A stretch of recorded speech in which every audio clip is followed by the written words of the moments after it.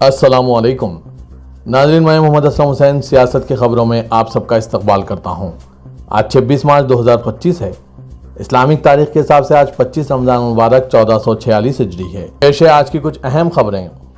संभल तशद्दुद case की तहकीकात कर रही खुसूसी तहकीकाती टीम यानी SIT ने आज मंगल की रात देर गए समाजवादी पार्टी के रुकन पार्लियामेंट ज़ियाउर रहमान बर्क को इनकी दिल्ली की रिहाइशगाह पर नोटिस जारी किया। उनके मुताबिक इसके चंद घंटे बाद जब खुसूसी तहकीकाती टीम संभल में इनके घर पहुंची तो कोई नहीं मिला।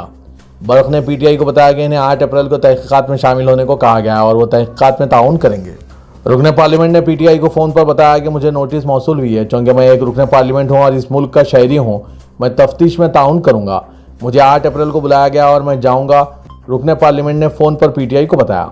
ताहम उन्होंने अपने ऊपर लगाए गए इल्ज़ामात को बेबुनियाद करार देते हुए मुस्तरद कर दिया। भारतीय जनता पार्टी ने मुस्लिम वोटरों को मुतवज्जह करने के लिए सौगात मोदी मुहिम शुरू की है। इसके तहत भारतीय जनता पार्टी के 32,000 अहदेदार मुल्क की मुख्तलिफ मसाजिद में राब्ता कर रहे हैं और 32 लाख ज़रूरतमंद मुसलमानों में राशन किट्स, कपड़े और दीगर ज़रूरी अशिया तकसीम कर रहे हैं ताकि ईद के मौके पर इन्हें किसी किस्म की दुश्वारी ना पेश आए। BJP का दावा है कि इस मुहिम के जरिए वो मुसलमानों में अपनी फलाही स्कीमों के बारे में आगाही पैदा करेगी। पार्टी के मुताबिक वज़ीर-ए-आज़म नरेंद्र मोदी की क़यादत में चलाई जा रही स्कीमों से अक़लियती तबक़े को फ़ायदा पहुँचाने, जिसे उजागर करने के लिए यह मुहिम चलाई जा रही है। BJP के अक़लियती मोर्चे के कौमी सदर जमाल सिद्दीकी ने कहा कि मुहिम का मकसद सिर्फ ईद पर तोहफे देना नहीं बल्कि अक़लियती तबक़े को हुकूमत की फलाही स्कीमों से वाकिफ़ कराना है। सौगात मोदी किट में ईद के लिए ज़रूरी अशिया शामिल है। मिसाल के तौर पर सेवियाँ, खजूर, खुश्क मेवाजात, चने का आटा, घी, डालडा और ख़वातीन के लिए सूट और कपड़े हैं। हिंदुत्वा ग्रुप्स मध्य प्रदेश के दारकूमत भोपाल में एक मस्जिद को मुनहदिम करने हुक्काम पर दबाव बढ़ा रहे हैं। इनका कहना है कि यह इबादतगाह गैर कानूनी और अराजी जिहाद का एक हिस्सा है। मुकामी मुसलमानों ने इस इल्ज़ाम को मुस्तरद कर दिया और दावा किया कि इनके पास अपनी बात साबित करने के तमाम मुतालिका दस्तावेज़ात मौजूद हैं। अपने एहतजाज के एक हिस्से के तौर पर विश्व हिंदू परिषद और बजरंग दल के अरकान ने हैटाई खेड़ा में वाक़े मस्जिद की तरफ मार्च किया। वो अपने साथ एक JCB भी ले गए थे। 3 मंजिला मस्जिद के बाद हिस्से ज़ेर तामीर हैं। एहतजाज के बाद इंतजामिया ने आर्जी तौर पर तामीर रोक दी है। एक एहतजाजी ने हिंदी न्यूज़ चैनल जी न्यूज़ रिपोर्टर से बातचीत करते हुए कहा कि अगर इंतजामिया मस्जिद के खिलाफ बुलडोज़र कार्रवाई ना करे तो वो खुद ही इस इबादतगाह को मुनहदिम कर देंगे। हिंदुत्व एहतजाजियों ने नारे लगाए, लैंड जिहाद की इजाज़त नहीं दी जाएगी। एक एहतजाजी ने मस्जिद के खिलाफ नारे लगाते हुए कहा कि हम किसी भी कीमत पर मस्जिद को मुनहदिम कर देंगे, चाहे हुकूमत इसकी इजाज़त दे या ना दे। हुकूमत जो चाहती है वो करे।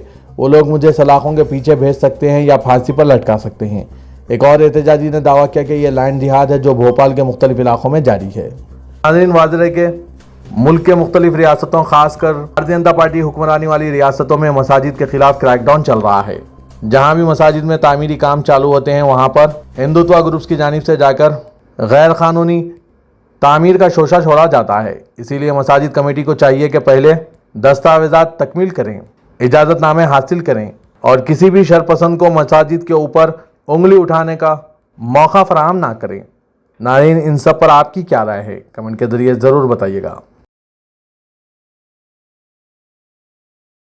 हिंदुस्तान की वर्कफोर्स से मुतालिक एक गैर मामूली इक़दाम में employees provident fund organisation UPI के ज़रिए प्रोविडेंट फंड से पैसे निकालने का एक इनकलाबी निज़ाम को शुरू करेगी। लेबर और रोज़गार की वजारत ने रिटेल अदायगी और तस्वीर के निज़ाम को चलाने वाले इदारे national payments corporation of India की सिफारिश को मंजूरी दे दी है।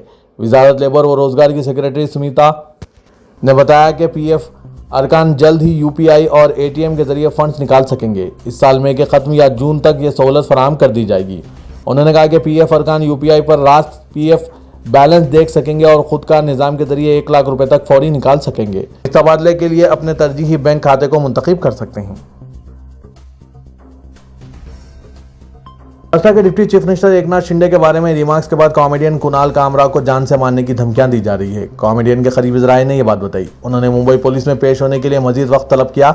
ज़राए ने बताया कि कामरा को कम से कम 500 कॉल्स मौसूल हुए जिनमें लोगों ने इन्हें हलाक करने और काट देने की धमकी दी।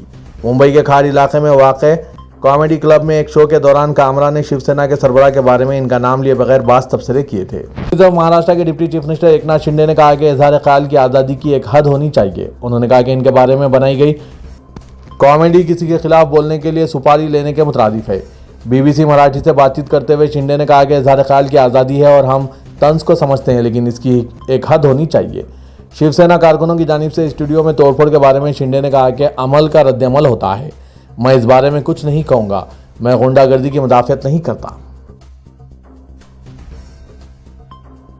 महाराष्ट्र में stand up comedian Kunal Kamra पर तनाज़े के दरमियान महाराष्ट्र के नायब वज़ीर आला एकनाथ शिंदे पर अपने तबसरे के लिए कुणाल कामरा सुर्खियों में छाए हुए हैं। दूसरी तरफ नायब वज़ीर आला अजित पवार ने कहा कि वज़ीर आला देवेंद्र फडणवीस ने कहा है कि कानून के मुताबिक कार्रवाई की जाएगी। पवार ने इस मामले पर महाराष्ट्र हुकूमत के मौक़िफ़ की वजाहत करते हुए मीडिया को बताया, हमारे वज़ीर आला देवेंद्र फडणवीस ने हुकूमत की तरफ से इस मामले पर जवाब दिया था। हमारे वज़ीर आला ने कहा कि कानून के मुताबिक कार्रवाई की जाएगी। फडणवीस ने एकनाथ शिंदे के खिलाफ stand up artist Kunal Kamra के मुबैना तौहीन आमेज़ रिमार्क्स पर सख्त मौक़िफ़ इख्तियार किया है। दिशा सालियान की मौत का केस एक बार फिर जिंदा करने की कोशिश की जा रही है। इसी के तहत शिवसेना उद्धव के नौजवान लीडर और रुकन असेंबली आदित्य ठाकरे के खिलाफ दिशा के वालिद सतेश सालियान ने एफआईआर दर्ज कराई है। हालांकि इससे जुड़े हुए अदाकार सुशांत सिंह राजपूत के मामले में सीबीआई अपनी क्लोज रिपोर्ट दाखिल कर चुकी है, जिसमें इसने ये तस्लीम कर लिया है कि सुशांत सिंह ने खुद ही अपनी जान दी थी। इसमें कत्ल का कोई सबूत नहीं मिला। दिशा सालियान सुशांत सिंह राजपूत की मैनेजर थी और इत्तेफाक से सुशांत की मौत के चंद दिनों बाद इनकी भी मौत हुई थी, लेकिन इसे सियासी मकासद की वजह से मुश्तबा बना दिया गया। दिशा की मौत हादसे में हुई थी। अब इस मामले में सतीश सालियान ने मुंबई के पुलिस कमिश्नर को तहरीरी शिकायत दी है, जिसकी बुनियाद पर आदित्य ठाकरे के खिलाफ एफआईआर दर्ज कर ली गई। एफआईआर से एक मरतबा फिर सियासी हलकों और बॉलीवुड के हलकों में हंगामा बर्पा हो गया है, क्योंकि एफआईआर में सिर्फ आदित्य ठाकरे ही नहीं बल्कि अदाकार डेनो मोरिया, सूरज पंचोली, रियाज चक्रवर्ती, साबिक police commissioner Parambir Singh, police अफसर सचिन वाड़े और दीगर शामिल हैं। मुल्क के करोड़ों मुसलमानों, मिली तंजीमों और अपोजिशन के जरिए वक्फ तरमीमी बिल की बढ़ती हुई मुखालिफत के दरमियान डीएमके ने ऐलान किया है कि अगर जरूरत पड़ी तो वो इसको सुप्रीम कोर्ट में चैलेंज करेंगे। तमिलनाडु के वज़ीर आला एम.के. स्टालिन ने अक़लियती विंग की दावत इफ्तार में शिरकत करते हुए मुसलमानों को यकीन दहानी कराई कि डीएमके और अपोजिशन की दीगर जमातें पार्लियामेंट में इसकी सख्ती से मुखालिफत करेंगे। ज़रूरत पड़ी तो इसको सुप्रीम कोर्ट में भी चैलेंज किया जाएगा। एम.के. स्टालिन ने डीएमके और मुसलमानों के दरमियान एक जज्बाती रिश्ता होने पर जोर देते हुए कहा कि साबिक़ वज़ीर आला CN दोराई और M करुणानिधि ने पहली बार तुरूर में ईद मिलादुन्नबी सल्लल्लाहु अलैहि वसल्लम की तकरीब में मुलाकात की थी।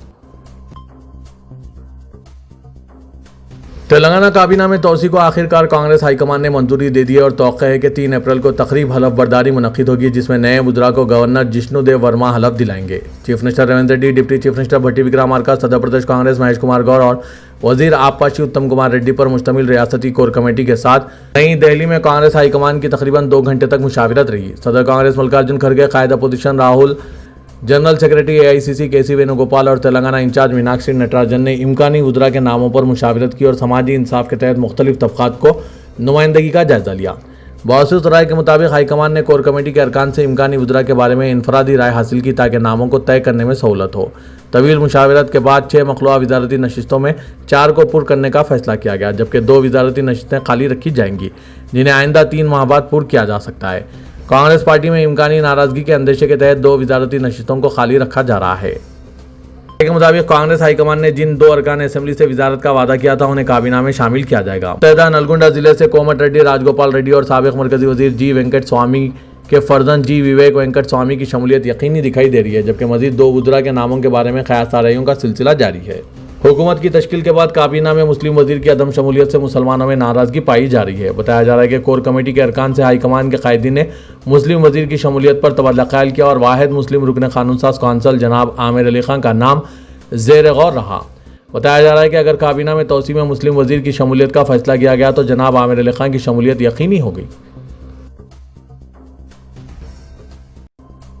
रियासती वजीर उमूर मुखन्ना डी श्रीधर बाबू ने कहा है कि कांग्रेस हुकूमत को पुराने शहर हैदराबाद से मोहब्बत है और हम पुराने शहर के अवाम के जज्बात का एहतराम करते हैं, क्योंकि ओल्ड सिटी ही ओरिजिनल सिटी है।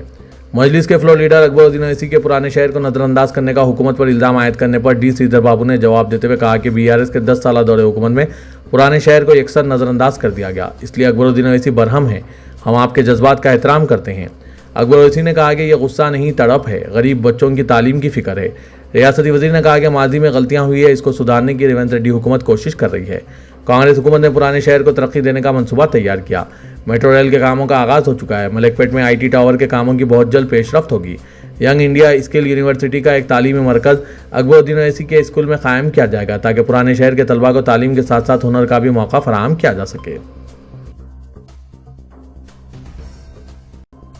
पुराने शहर में मेट्रो रेल के कामों का आगाज और दारुशफा फलकनुमा राहदारी पर जारी इंहदामी कार्रवाई में तेजी पैदा करने के साथ ट्रैफिक का रुख तब्दील करने के इकदाम का भी जायजा लिया जाने लगा है। कहा जा रहा है कि मजलिस बल्दिया अजीमतर हैदराबाद ट्रैफिक पुलिस और हैदराबाद मेट्रो रेल के अहदेदारों ने महात्मा गांधी बस स्टेशन तक चन्नानगुट्टा राहदारी पर शुरू किए जाने वाले जायदादों के हुसूल और इंहदामी कार्रवाइयों के दौरान इस गुजरगाह पर गुजरने वाली ट्रैफिक के रुख को मोड़ने के उमूर का जायजा लेना शुरू कर दिया है। और कहा जा रहा है कि माह रमजान मुबारक के बाद चार मीनार पैदल राहरों प्रोजेक्ट के लिए मजदूद किए गए रास्ते को ट्रैफिक के लिए खोले जाने के अमल का जायजा लिया जा रहा है।